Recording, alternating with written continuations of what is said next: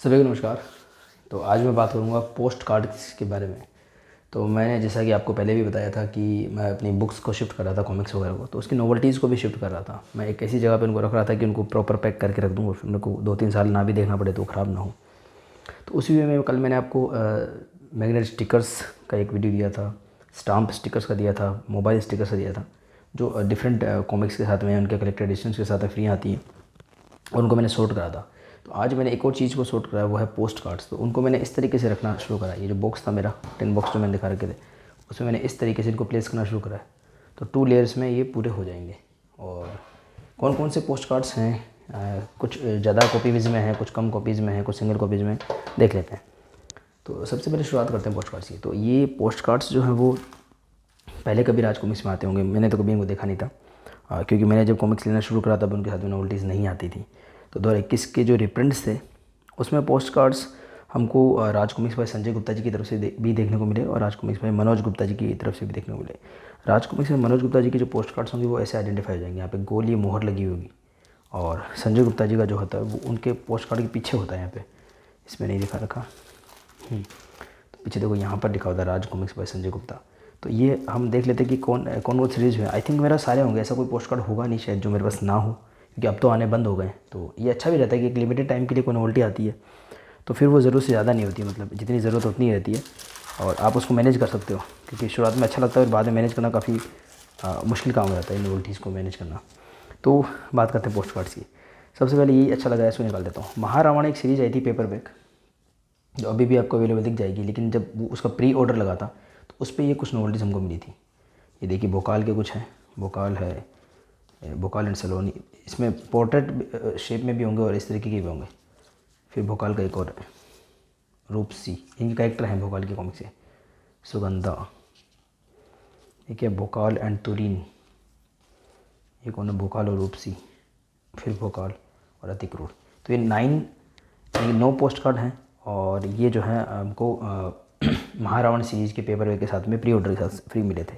ये मैंने आइडेंटिफाई कर लिया एक चीज़। दूसरा, इनको बाद दिखाऊंगा, पहले ये निकालते हैं। ये कौन सा, ये काम के नहीं है। हाँ, ये इनसे शुरुआत हुई है आई थिंक पोस्ट कार्ड्स की। प्राइवी तारा यानी कि प्रलय विनाश तानाशासुर वगैरह जो था उनके साथ में जो राजनगर तबाही वगैरह, मैंने आपको कल स्टाम्प स्टिकर्स दिखाए थे। तो 4+4 के जो सेट थे, उसके अलावा कोहराम, जलजला, सर्वशक्तिमान, उनके साथ ऐसे पोस्ट कार्ड्स आते थे। और जो मैंने आपको स्टाम्प स्टिकर्स दिखाए थे वो इनके पीछे थे रखे हुए, और इन्हीं में से मैंने कल निकाल के आपको दिखाए थे। तो ये अब किसके साथ फ्री आए ये मैं आपको अब नहीं बता पाऊँगा, पहले मैं बता पाता क्योंकि इनके पीछे वो हमको स्टाम्प स्टिकर दिख जाता उस कॉमिक्स का। बट हाँ, आप मेरे अनबॉक्सिंग वीडियो देख सकते हैं। तो ये जो है ना, ये शायद एक ऐसे आर्टिस्ट हैं जो मैंने इनका आर्ट कम देखा है, ये शायद आकृति सिंह करके हैं। आकृति आकृति पहले कोई होंगी आर्टिस्ट जो बनाया हुआ। तो नागराज के एक सिंगल ऐसा पोर्ट्रेट का है, बाकी सारे इस तरीके के लैंडस्केप के हैं और इसमें अमेरिका वगैरह पता नहीं क्यों बना हुआ है सिंबल सा। तो ये देख लीजिए, नागराज कुछ पोज बने हुए हैं और ये 10 हैं आई थिंक ऐसे, 1 2 3 4 5 6 7 और 8वां ये 8 तो ये हैं। इसके अलावा फिर जो वो प्रावितार के बाकी जो थे उनमें फिर धीरज उन्माद जी के आने शुरू हो गए थे। तो ज़्यादातर ट्रेडिंग कार्ड्स वगैरह में हमको धीरज उन्माद जी का काम बहुत देखने को मिलता है और अब पूरा आपको भी दिखा भी नहीं पाऊँगा, उसका भी रीज़न बताऊँगा आपको। और ये कोहराम वाला काफ़ी खास है, ये धीरज उन्माद जी का बनाया हुआ है। तो मैंने जैसे बताया कि प्राइवेट तारा है, तो उसमें कुछ ऐसे आते थे कि कुछ धीरज उन्माद जी के। तो ये सेम एक जैसे 5 है मेरे पास में। तो शायद मैंने या तो कोहराम की ज़्यादा कॉपीज़ परचेज़ करी होंगी, 5 तो नहीं होंगी, या तो मैंने 3 या 4 ली होंगी, बाकी शायद कुछ मैंने खुद से परचेज़ करी होंगी नोवेल्टीज़। और इन्हीं के पीछे कोई कोहराम का स्टाम्प स्टिकर होगा, मे नोट भी सब कुछ। तो ये धीरज उन्माद जी का बनाया हुआ सेम पोज है। और इससे भी आइडेंटिफाई होता है अगर सिंगल पे पॉली बैग में है, या तो मनोज गुप्ता जी पूरा सेट दे देते ऐसे उठा करके दे दिया, पर था ये मैंने डाला है इसको भोकाल वाले को। और ये अलग अलग पॉली बैग में, इसका मतलब साफ़ है कि ये उस वैसे हैं जिसके साथ में स्टाम्प स्टिकर आए थे, वरना मनोज गुप्ता जी के ऐसे पोस्ट कार्ड अलग अलग पॉली बैग में नहीं आते। तो ये एक कंप्लीट हो गया। सबसे अच्छे मुझे ये लगे, सबसे अच्छे मनु जी के बनाए, क्योंकि मनु जी का आर्ट ना बहुत कम देखने को मिलता है इस चीज़ों में।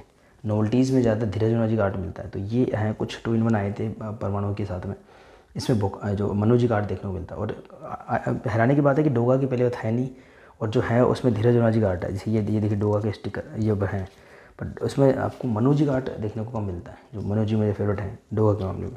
तो इनको देख लेते हैं, ये मुझे काफ़ी खास लगे। तो ये शायद टक्कर लड़ा के कुछ का होगा जिसमें योद्धा वगैरह था। तो ये परमाणु योद्धा के देखो 2 हैं, 3 है ये, परमाणु और योद्धा के कुछ आए होंगे, या तो कोई कलेक्टर एडिशन आया होगा या फिर कोई एक, और ये कौन सा रह गया देखेंगे बाद में इसको।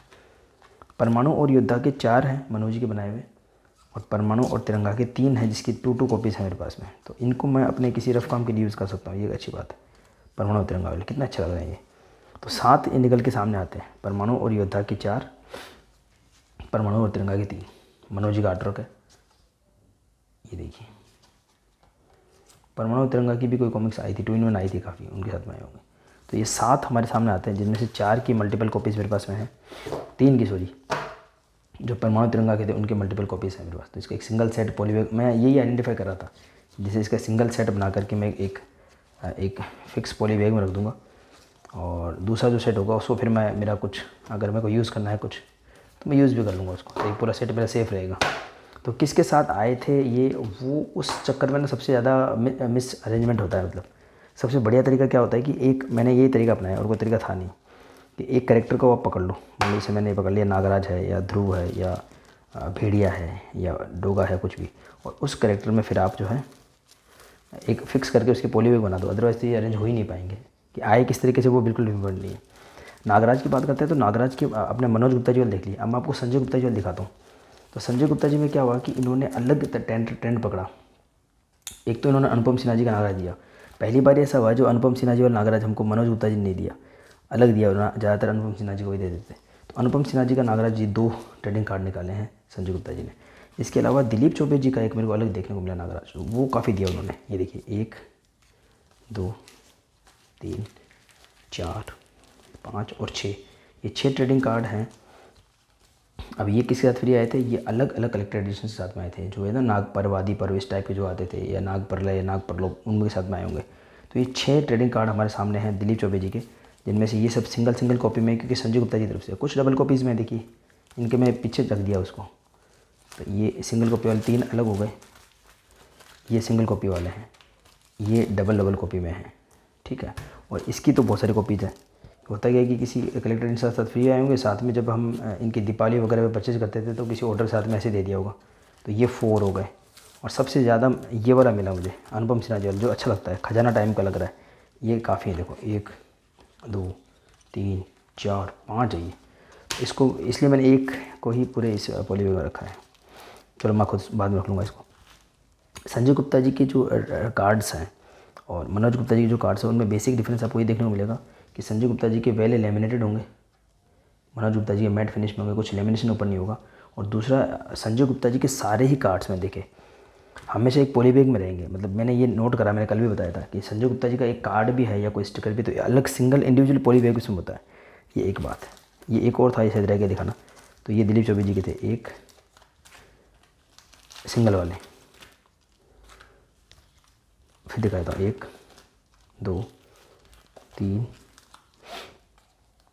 4 5 6 7 हैं दिलीप चौबे जी के नागराज के पोस्ट कार्ड्स जो संजय गुप्ता ने निकाले। फिर अनुपम सिन्हा जी वाले 2 या 9 आते हैं, ये 9 हो जाते हैं। ये डबल कॉपी में काफ़ी अच्छा लगा मुझे, ये भी अनुपम सिन्हा जी वाला नागराज है। अच्छी बात है कि अनुपम सिन्हा जी वाला ज़्यादा कॉपी में मिल रहा है, तो अच्छी बात है ये। तो संजय गुप्ता जी का मैंने आपको दिखा दिया। अब एक चीज़ आती है बांके लाल, मैं फिर वीडियो का भी दिखाऊँगा। बांके लाल में इशू क्या है कि संजय गुप्ता, पहली बार ऐसा हुआ फर्स्ट टाइम कि संजय गुप्ता जी और मनोज गुप्ता जी ने सेम ही पोस्ट कार्ड चूज़ करे। मैं दिखाता हूँ, ये संजय गुप्ता जी के हैं, बांके लाल का 1, बांके लाल का 2 और बांके लाल का 3। ये 3 ही पोस्ट कार्ड निकले हैं अभी तक संजय गुप्ता जी की तरफ से, जहाँ तक मुझे पता है। और ये 4 पोस्ट कार्ड मनोज गुप्ता जी की तरफ से निकले हैं। अब या तो ये जो शुरू में बांके लाल की बिग साइज कॉमिक्स आई थी उसमें होंगे, या किसी कलेक्टर एडिशन में आए होंगे। देखिए अब इनमें से पोज आप मैच करोगे तो ये 3 सेम ही है, बस एक ये अलग निकल के आया है। तो इनकी कितनी कॉपीज़ होगी मैं बताता हूँ। जैसे एक एग्जांपल लेके देखते हैं। इसकी मेरे पास में 1 2 3 4 कॉपीज़ हो गई हैं। या तो मैंने कुछ कॉमिक्स ज़्यादा ले ली होंगी, कॉमिक्स ज़्यादा नहीं ली होंगी तो फिर अलग से नोवेल्टी परचेज कर ली होंगी। सबसे ज़्यादा डेंजर ये है मामला, दिखाता हूँ। ये इंडिविजुअल थे, मैंने सबकी पॉलीबैग्स रिमूव कर ली हैं क्योंकि मनोज गुप्ता जी की विदाउट पॉलीबैग आते हैं। तो मैंने कहा इन पॉलीबैग्स को वहाँ यूज़ कर लूँगा। दिखाता हूँ कितने हैं ये, देखो 1 2 3 4 5 6 7 तो संजय गुप्ता जी वाले, ठीक है, 8 9 10 11 और 4 मनोज गुप्ता जी वाले। तो इससे आपको एग्जैक्ट डिफरेंस पता जाएगा। सेम ही पोस्ट कार्ड बनाए, पता नहीं क्यों इन्होंने चूज़ करा, इतने सारे पोज होते हैं। अब डिफरेंस क्या दिखेगा, यहाँ पर एक मनोज गुप्ता जी की मोहर है, कोई लेमिनेशन नहीं है। यहाँ पर फुल लेमिनेशन है, कोई मोहर नहीं है, पीछे संजय गुप्ता जी लिखा हुआ है। तो ये इनमें डिफरेंस देखने को मिलता है। इस तरीके के पोस्ट कार्ड होते हैं, सेम ही टाइप का इन्होंने देखो वो चूज़ किया है।